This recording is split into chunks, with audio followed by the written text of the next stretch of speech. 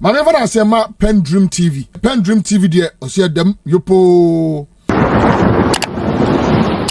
obi ayi ase ne ye ho ayi emom de na nso so no ye ti ase o se minim nipa kro boy o se anuano mumie no do ye hu enna mu wonti onipa nse hwe ma mi akana nsa ne ewua o ka sa anwum no obi anim da obi be de minim nipa boy nti yenhwe na yehu kwa ye be fa so a ebetimi but listen sometimes what na me wo now reflect here now we say bibri ni no mo sha say and now no me say nansia bon kompo ko nansia ora de coca card bi sampiale ne ora sampiale these are people that obia si obia sebi se me kama futufo pa wa dwuma ya ye mu a eje se me sibofo na sebi o etu na ya edru ba bi a ora de coca se wo hia wa de be hwa se me ne ti studio se me ne free studio he has always been that person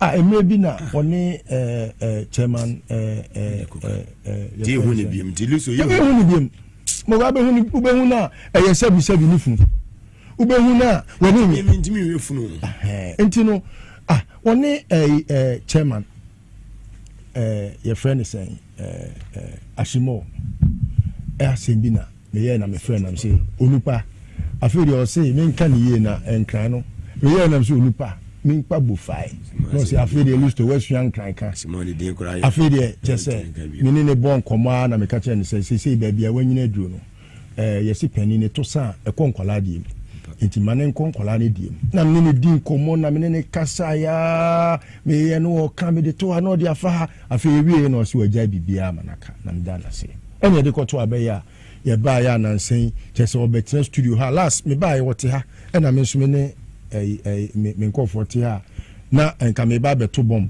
na me hunu na agya me fere ena me dodge former fire chief officer Dr. Abraham Gezi. Unless I work a message. Good evening, my dear brother. Wishing you a happy birthday in advance. Extend my warmest greetings to my indefatigable comrades in the studio. God bless all of you. They should keep the banner flying. We salute you, Honorable Atugeze. Yes.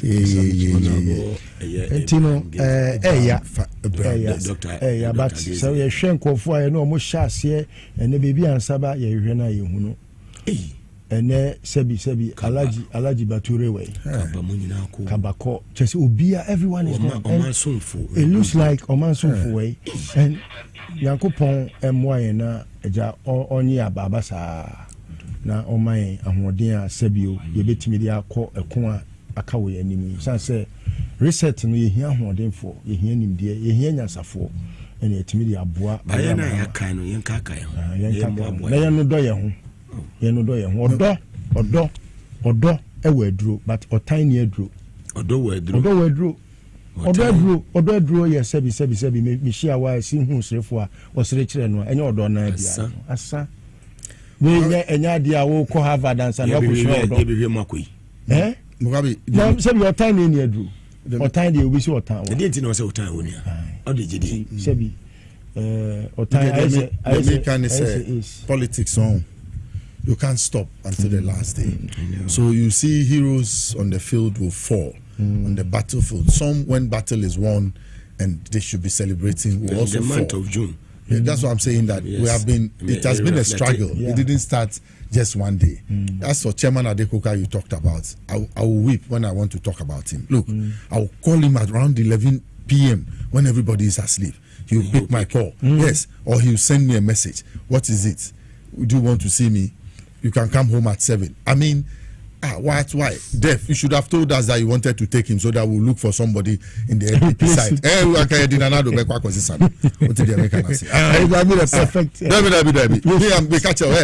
Look at Papaya or Pro Forum. Pro Forum for Monsieur Omae Basa. Pro Forum, Omae Basa. They call me big. They have lost leadership. He was a pillar. For one, you understand? So they have lost leadership. And I don't know how they were formed. Zita. Excellency. See next week, man. Me the yamias yo, but baby oko be on farming ko. Me ne eat Monday oko complimentary education agency. Oh, I'm so happy. Yes. He's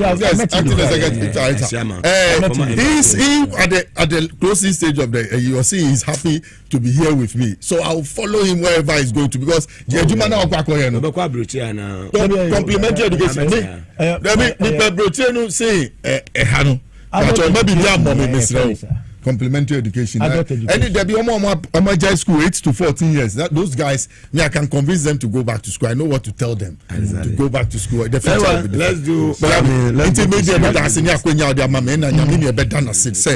week. Oh, yeah, 3 times. Be part of the family brand too. Yes. And it's the content. That is brotherly. Yes, brother. It's the content. You are always doing research. Yes. You're always finding out. So you're banning the content, Niguma. So let's start business. I'm sure listeners are waiting. Listowel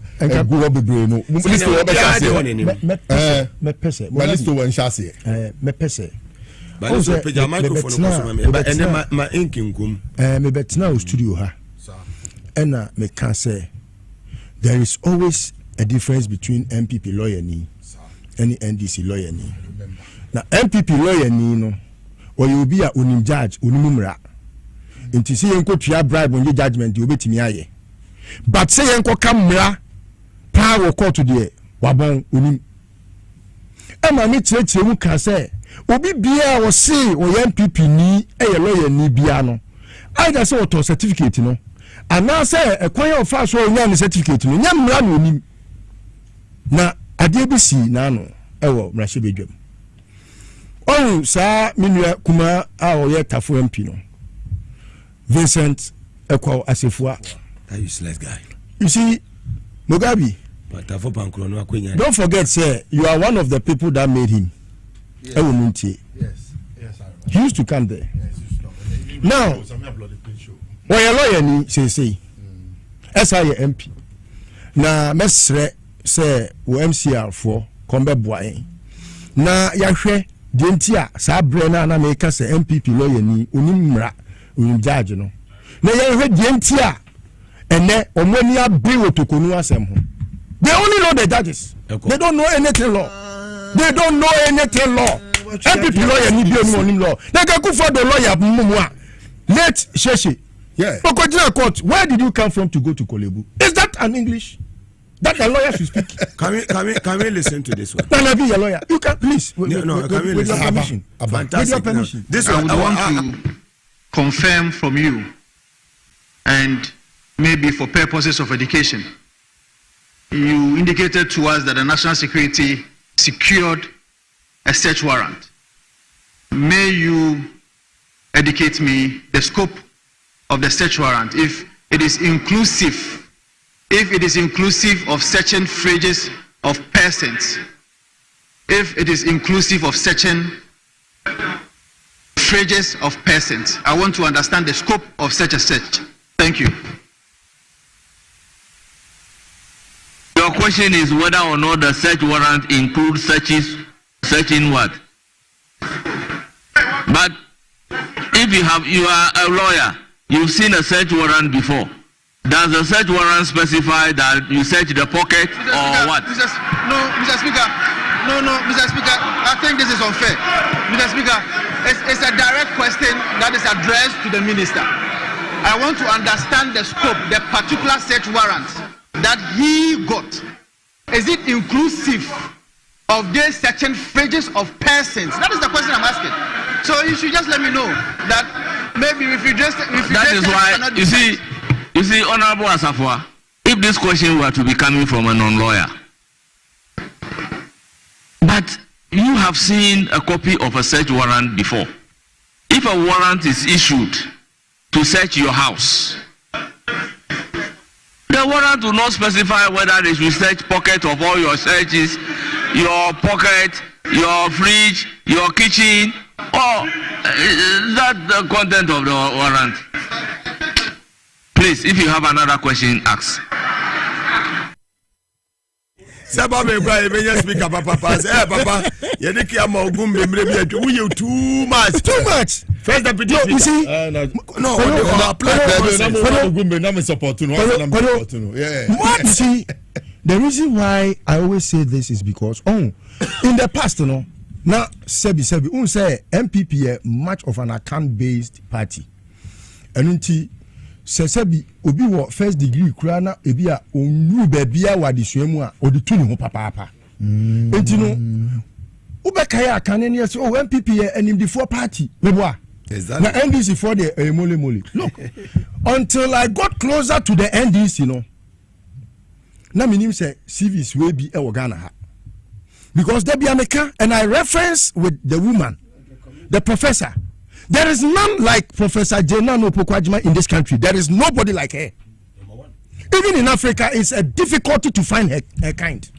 In Africa, our vice president with 8 masters, 4 doctorates, there is none. And 8 master's degrees, 4 doctorates, a professor, first woman vice chancellor. There is none in this country. When he says there is none like her. Look, when you want to discuss lawyers in Ghana, the lawyers that have been called to bar are members of the Ghana Bar Association. You know, the best lawyers in Ghana, they are all NDC lawyers. Menka omo muni judge you. I go to Bible. Now we have listy. Gary ni maku lawyer ni Ghana. Now we have one appear kubi and tokwano. Lawyer ni ya ati obi ya ti wuntumi e de natum. Sika say na ya ti no ho a. Ya ti no wo $55 million ho. Yes, sika no dia wasa ni srem. E na yokofo ati ne say ye rehwem plus cars awakọ wia e wo Canada and America. And yes, okay. Yes, Mremu no lawyer Martin Pebu akogina Mremu say yema obi bia waye boni bia enya tumi a obetimi agina so dia pre bail. And until every offense is bailable. Enti yebema ni bail. Name satisfy these conditions. See, so ultimate ma Mremu so ultimate ma obi a owo ejapadia. And we bet me a so I 50 million Ghana cedis. You bet Jao, and you see a Jao say found you. Name Yamao, a home say, we bet me a coffee. Na ye from what baby yabetuano 50 million Ghana cedis, no. So, and na crampo at the prevailing rate. Say, you say dollar, no. $55 million, no. Ye de call a year Ghana Sikemua. Is over 550 million Ghana cedis. You can say for 550 million Ghana cedis, bro. You say for 50 million, bra, as surety. Na lawyer, onu eye obia watna emremu ache. Oye senior at the bar. Apia kubi. And eye wuntu me lawyer. Na gari ni maku free I was a media. Sa die we ya yoko fo ye. Lawyer wa bonu no. Ene me court. Me court akoye dey me vary 50 million say omonte so man emra from. Sika ye kano. Without the consent of the client. Yes. Client na ma to me. No akwa file because onim say onim judge bi. Yeah, judge ni so ye ebia obetimi aboa omo. No he say anya wu ne judge na wo judge a wo pe ene be di asem no. Eti wi ase no na affair was so call withdraw because when tie pania no when tie pani nyansa ene odi koye sa ehudukasem no. Ewi ase wuntu wan dem wo damu efiada edamu memenda damu kwasiada edwoada ansa na nyankopon ye na adoma nadwo. So lawyer abon how many years in when ni yire aduane for how many days? 5 days. 5 days. Nice. Until the man for. They say when ni yire aduane for how many days? 5 days. Thank you. Oh, it is a because NPP lawyer ni abon a. Omunyina minyu otwi nyado o. Omunyina NPP na Gary ni magwasha wakabo from what that be good. Gary na me the doctor for court. On ne be gina mama doctor for no. O si me a busybody. Yakwa man so on say the net discussion no. You know about Dr. Lewis Ahena bisu so ewom na on say ne wakobo action me. Deadly action. Deadly action. Then I was here for so. Medical Beautiful. Eja NDC for no. They are not only beautiful. Yes. They are intelligent. Yes. And hardworking. And do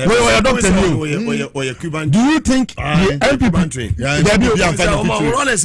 does NPP have her kind? No. Why the NPP more? Yes. Veterinary doctor. What being she's unmatched on the other side. But NDC for they are doing the service to themselves. Okay. Kodo me bona baso na masa ato aso a nukure nyame anim ni NDC fo nsua de we say ewiase efre bibi branding enye se bi kura na MPP fo de no ade ni ho but oya ma ya kase wo ho wo de wo what I say DS is arrogance is when you have nothing but you want to show something, but you should be proud of yourselves and showcase what you have. Tell the world what you have. If it's about civil engineering, let the world know how many civil engineers you have. To say that we interview obey veterinary doctor, Cuban trained doctor. MPP for mo dear way, omonibi. MPP for ni veterinary doctor what being say ebini. And so there be a major woman sa say omu Assafuah bi hwe afenyo marking wa lawyer ni say ni so wo su nyina ne say okoko to be lusu case no because e ho ye ko ka law wo ho kan no first no court no yes first no court enye mra no ko ka onim judge no enti ye say ni so wo su nyina ne say ye enti tokonu be kwa ma me kwa akoka ma asem say ni Justin Kodua wa lawyer ni we wa lawyer ni Nana B wa lawyer ni Obri boy lawyer ni Abronye Obri boy dey a good lawyer Dabi una wo se we me offer nti wo ka bia mana Abronye kama obi ehu oh so ye ka MPP lawyer ya si musunwa ba onye obi a onum mra obi onim judge enti na da bia me se kohwe Anas Arimia Anas case na wo de betu dwemu a ma judge fo bi hu kire omo no na hwe chambers ana cases ni free so won ko hwe ku for do chambers wo wa makasa o Frank Davis o ye lawyer tie na no ne kasa ya onu ne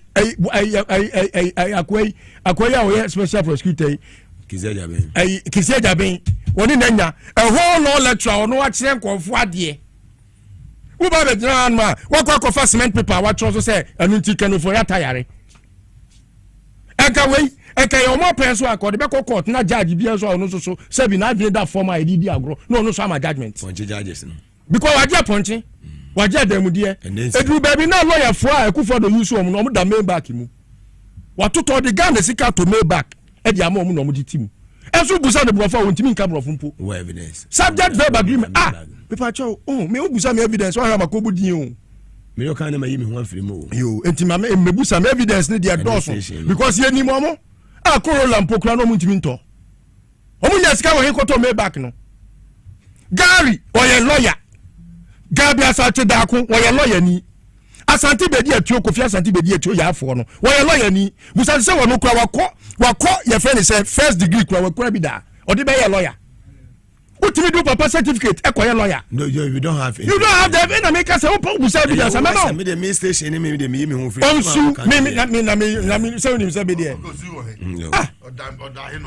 me say oni first degree e tie ye den obe ye lawyer ne papa wie Legon 1979 or the certificate ni call New York University almost say hey 17-year-old boy having an LLB certificate then you must be a juniors they awarded him Kofi Asante Bediatu they awarded him many evidence etino ye ka say MPP lawyer ni a wa bon che kro he obi a lawyer ni mu a ye ka energy sector levy afraid you say e levy because he need the energy na dim we afenyo enso ye lawyer ni etina me catch say Ghana Bar Association no e wo so omugu no ana say NDC for omonti omonso Bar Association me ba na ye drinking e ye to bar e ye ensa bar e ye bar omo ko say Ghana Journalists Association say me journalist me dey say something na repeal law no omo di ba constitution ni enu ti na omo di dwe wo yen so no who na see to konu asamba ye a lawyer for mutimi see aginaye muko see aginaye wi anoma sa akoda ama no etimi dia me friend say eye konkonte choba na omoye mesre omo say you say baby a minor dru no ye di nimde ni nyansa pe na eye reset no enti say wo feel say o man no wuntimi nka nyansa say momu a se sa no ma na kotogo togo for kra say omo nyew ebi a just okọ Azerbaijan ho baby ana say at best epono na da ho no mo nkọhye no say ye di nyansa pe na kasa ogana uni nyansa kama no tum onya lawyer papa kama no tum ekogina ho no na search warrant kura woni ma de kro wey wa ya lawyer ni Assafuah wey lawyer wey wa lawyer ewo kumasi tu ni ho I me ya lawyer wey MP tafo pankro no MP free that's it at least I free bay na me aduma next week may call National Lotteries Authority KGL sa contract no illegal. Now I will read section 4 of the your friend is saying Lotteries Act no Act 722 no section 4 or say a person or an entity other than the authority shall not operate any form of lottery. Would that be? KGL makes not less than 10 million a day. 10 million Ghana cedis a day constantly. Ghana gets nothing. Yes, no. That contract that was signed by the board and Samia Wuku giving NLA's duties to KGL. No. What is the new state capture. What is no, you see, I just give them some benefit of the doubt sometimes because let's move there. We will. The fact is that so from Monday NLA from Monday KG. What say 590 no? Onu nature. And me no ka say onu nature. And we try now 10 point something million Ghana cedis. Ekodi bottom. And this around to force say we tie me a. If next week you call NLA ho be you call be soja ho because ekwan bia so no e wo say ade a no man dia no KGL papa nipa miensa or the board so under Akufo-Addo. Oh yes. No, I mean that's Alex Daddy Obaga now he couldn't even afford a Sonata. And also he couldn't afford a Sonata. That's also got private jet. Birthday no now you want to me money or say want to me asenti be dey to na na do. Omo nyina they were there. Akufo-Addo ne yire ni obia were there. And you be show picture. So I just want us to be a board next week. Michelle platform you find your manager public because certain money discussing state capture no. You say Lista has gone, he has delved into another arena. This one is too serious. It's a scandalous idea. Oh my God. Say no omu twa 590 no omu twa na omu no sika omu benya no no omu aka che Ghana say o fani say no omu nya be 10 point something no no omu be jino aka che Ghana say o ye nya be say 200,000 pe enti mo so mo 50,000. Now how do you operate a country like this when it is illegal? So section 4 we will be midima no see me say kan section 4 me nya lawyer ni ba me na NPP lawyer ni bia. Section 4 let's say no person or entity other than the authority shall operate any form of lottery. Shall what? Operate any form of lottery. Monday we know afeni ebesa. Enti nyame aduma Monday me press conference. After press conference no. We are moving ahead straight to make sure say KGL contract no abandon by force we so twem. Ni echeche mo chira man. Yes, we so twem. Randy Abe, CEO of the Kokobo, Obetuma, and Madam for Wahab Suleiman. Me chiamo we are with Listowel. Of attach with tea with Marcy. And I tell my banana. Of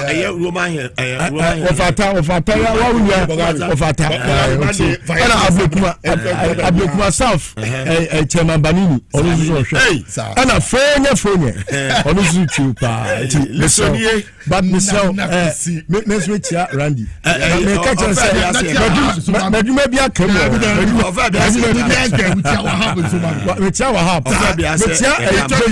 Kutu ase me ane omunya se obi bia ba meduma kam news for no be boro me enti aya na mdim dedi kama mamena pending TV ase na so far so good say open online portal e wo Ghana nipa share nipa follow nipa comment here to my best of knowledge without any biases pending TV